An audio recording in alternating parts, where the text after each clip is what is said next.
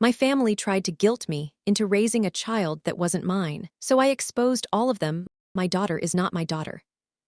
That's the sentence I never thought I'd say out loud, standing in my own driveway. While my parents begged me to just do the right thing, for a 16-year-old girl I had met exactly 1 hour earlier. 5 years ago, my brother slept with my fiancé 4 days before our wedding. I walked in on them. I cut my whole family off for it. I rebuilt my life, married someone else, and finally felt like a person again. And then, out of nowhere, my parents showed up on my porch with a teenage girl and told me she was mine. That my brother and my ex had lied to everyone for 16 years, that it was time I stepped up. I almost believed them. For about 6 hours, I actually did. Then I found the one piece of paper that blew the entire thing apart, and by the time I was done, it wasn't just a lie, it was the last con my brother would ever try to run on anyone. Let me back up. I'm Daniel. I was 28, living outside Columbus, Ohio, 4 days from marrying a woman named Rachel when my life split into a before and after. Rachel and I had been together 3 years. She was the kind of person who made every room she walked into calmer. My mom loved her. My dad loved her. And my younger brother, Kyle, 2 years younger, always the fun one, always the one everyone forgave a little too easily, Kyle loved her too, just not the way a brother should. I didn't see it coming, which is its own kind of stupid in hindsight. Kyle had been staying with us for 2 weeks leading up to the wedding. He said his apartment lease fell through, and of course we said yes, because that's what you do for family. He helped address invitations. He picked up my tux from the tailor. He gave a toast at the rehearsal dinner that made half the room cry. 4 days before the wedding, I came home early from my bachelor party because I'd forgotten my phone charger and didn't feel like buying a new one at 11 p.m. I let myself in quietly so I wouldn't wake anyone. I wish I hadn't. I'm not going to describe what I walked into in detail. Some things don't need the full picture, you can fill in the blank yourself. What I'll say is that there was no mistaking it, no innocent explanation either of them could offer, and no version of that night where I calmly asked for context. Rachel was sobbing before I even said a word. Kyle didn't even have the decency to look ashamed, he looked caught, which is a different thing entirely. Caught means you're sorry you got seen, not sorry about what you did. I didn't yell. I remember that clearly because everyone expected me to. I just told them both to get out of my apartment, picked up my keys, and drove to a motel 40 minutes away where I sat in the parking lot until sunrise.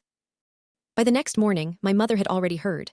I don't know from who, probably Kyle, spinning it before I could tell my side. What followed was 5 days of my family doing something I will never forgive them for. They tried to talk me into forgiving him. My mom actually said the words, "He's your brother." Rachel made a mistake too, but you two have 3 years together. Are you really going to throw that away over 1 week moment? 1 week moment. 2 weeks of my brother sleeping under my roof, using my name to get invited to my bachelor party. Standing up at my rehearsal dinner with a toast, he must have known, was a lie the whole time he was giving it. My dad was quieter about it but just as insistent. He kept saying family fixes things, it doesn't end them. Kyle, for his part, sent one text. "It just happened, I'm sorry man. Can we talk? It just happened, like weather, like something that occurred to both of them passively with no choices involved. I canceled the wedding. I ate almost $9,000 in deposits. The venue, the caterer, the DJ, all non-refundable, all gone. I told the caterer, the venue, and 80 confused guests that the wedding was off, without giving most of them a reason. Because I didn't want to spend my humiliation as a topic of conversation at everyone else's dinner tables. Then I sat my parents down and told them exactly how this was going to go. I was done, not taking space, not cooling off, done. If they wanted a relationship with me going forward, it would not include updates about Kyle, invitations that included Kyle, or any conversation that started with "he's really changed." They didn't take it seriously. People rarely do, the first time you actually mean something. I moved out to Denver, Colorado, 8 months later, partly for a job, mostly because I needed geography between me and the version of my life that had just detonated. It took about 2 years before I felt like a normal person again, not healed, exactly, but functional. I met Claire at, of all places, a coworker's dog's birthday party, which is a sentence that still makes her laugh when I tell people the story. Claire knew the whole history before we were even officially dating. I made sure of that. I didn't want to build something with someone and have my family's wreckage show up as a surprise later. She took it in, asked good questions, and said something I still think about. "The fact that you can tell me this whole story without sounding bitter tells me you actually dealt with it, instead of just running from it. We got married 2 years later in a small ceremony with 28 guests. None of them were my parents or my brother. My mom sent a card. I didn't open it for 6 months. By the time all of this, the thing I'm about to tell you happened, Claire and I had been married 3 years. We had a good, quiet, normal life. A mortgage. A dog that destroyed exactly one couch cushion per year like it was contractually obligated. I hadn't spoken to my parents in almost 5 years. I hadn't spoken to Kyle at all. I thought that chapter of my life was sealed shut. It was a Tuesday evening in April. Claire was at a work dinner. I was grilling chicken on the back patio when I heard a car in the driveway I didn't recognize. It was my parents. And standing between them was a teenage girl, maybe 15 or 16, with a backpack slung over one shoulder like she'd been told to bring an overnight bag, just in case. My mother's exact words before I'd even said hello: "Daniel, this is Emily, she's your daughter." I want to be clear about my first reaction, because it wasn't anger. It was confusion so total it just short-circuited into silence. I hadn't seen Rachel in 6 years. I didn't know she'd had a child. Nobody had ever mentioned a pregnancy, a birth, anything. My mother filled in the rest standing right there on my porch, like she was delivering good news. Rachel had gotten pregnant right around the time of her words, everything that happened. She'd panicked. She and Kyle had agreed to tell everyone the baby was Kyle's, because by then Kyle and Rachel actually were together, and it was simpler. And Rachel didn't want to explain a pregnancy from a relationship that had just spectacularly ended. But now, 16 years later, Rachel had apparently confessed to my mother that the timing didn't actually work for Kyle. That Emily was conceived in the window when Rachel and I were still together, before the affair became physical. That Emily was mine. And Kyle apparently was too ashamed to say it to my face, so he'd sent our parents to do it. Rachel, apparently, was too overwhelmed to be there at all. My dad's contribution was, "Whatever happened between you three, this girl didn't do anything wrong. She needs her father. It's time to be the bigger man." Emily just stood there. 16, quiet, clearly uncomfortable, looking at the ground more than at me.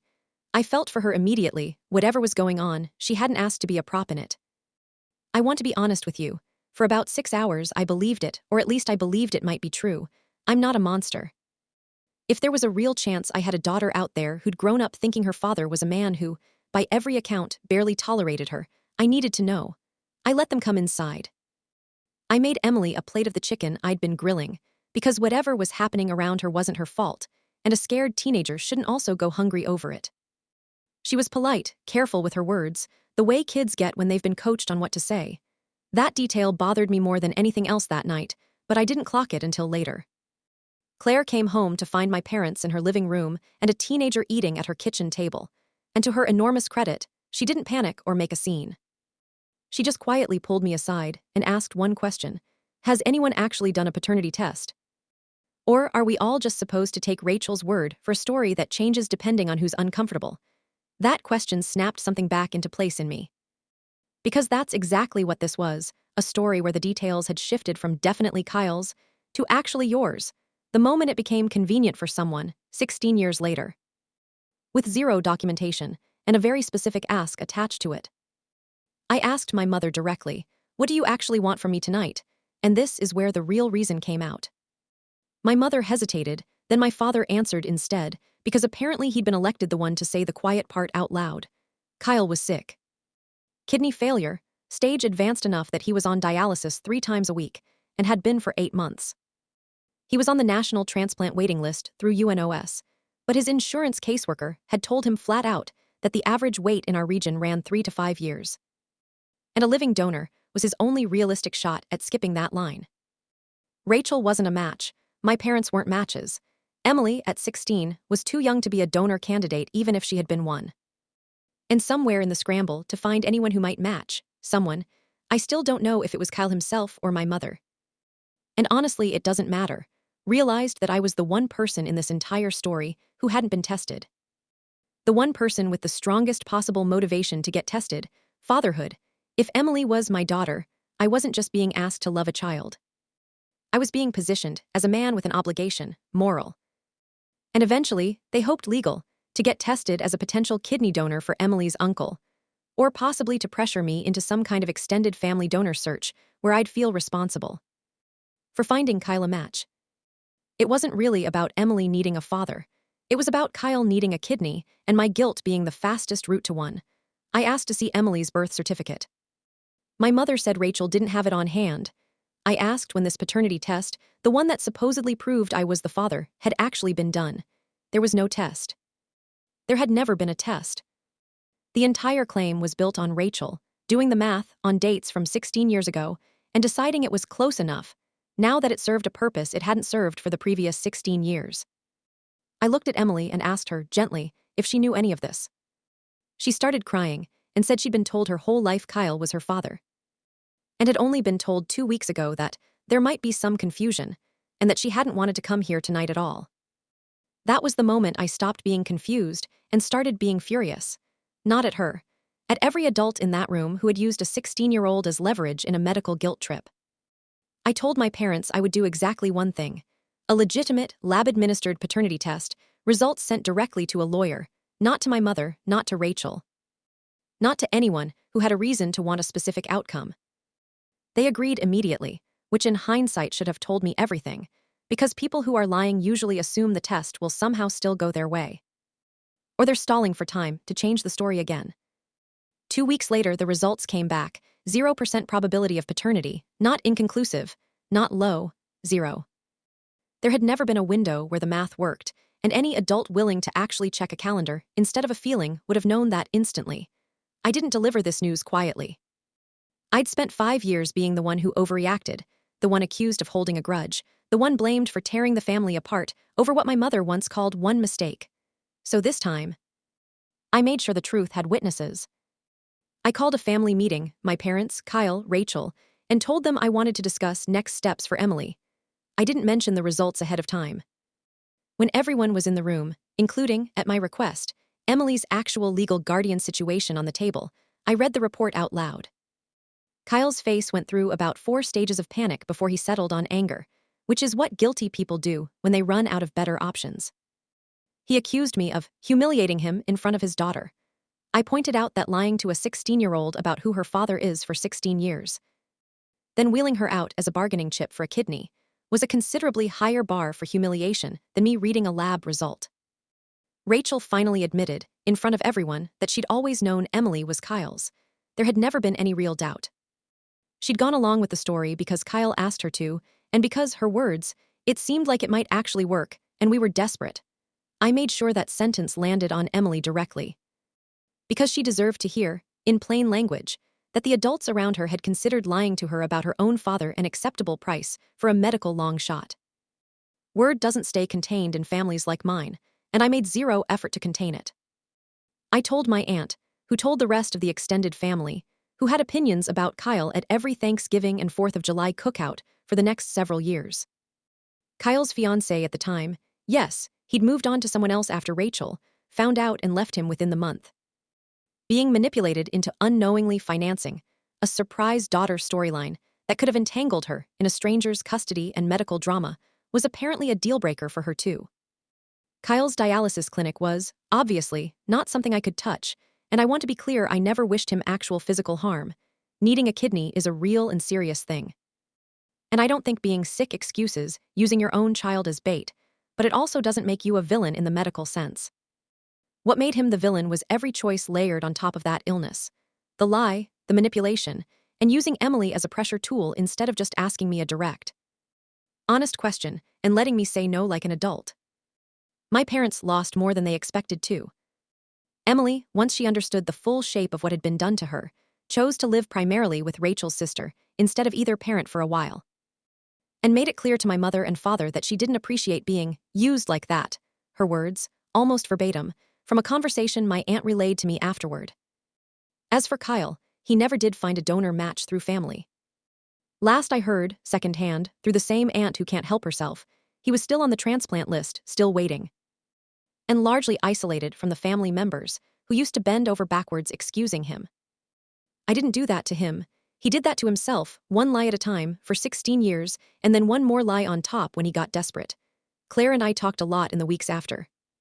She said something that stuck with me. You didn't get angry until you found out it was a lie built on top of a lie. That tells me you would have actually shown up for that girl if she really had been yours. That's not nothing. She was right, I would have. What I couldn't accept was being manipulated into believing it through a coordinated story designed to extract something from me, using a child who had no say in any of it. I did reach out to Emily, separately from all the family chaos, about 2 months later. Not as a father, I made that boundary clear immediately, gently, but as someone who understood what it feels like to have your family use you as a chess piece and call it love. We talk sometimes. Nothing formal, just an adult in her corner who isn't asking her for anything. My parents reached out again a few months after that, predictably asking to put this behind us. I told them the same thing I told them 5 years ago, just with one addition: the last time. I cut them off because of what my brother did to me. This time, I was cutting them off because of what they were both willing to do to a child, and to me, to get what they wanted. Update, because I know some of you will ask. Kyle reached out to me directly once, a single message, asking if I'd reconsider being tested, just to rule it out completely. For peace of mind, I didn't respond. There was nothing left to rule out, the test already had, and the request itself told me he still hadn't actually learned anything. Emily is doing better.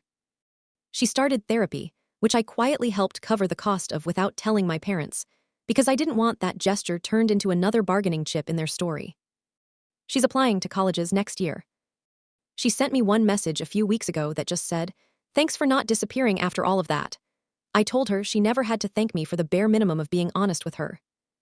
Claire and I are doing well.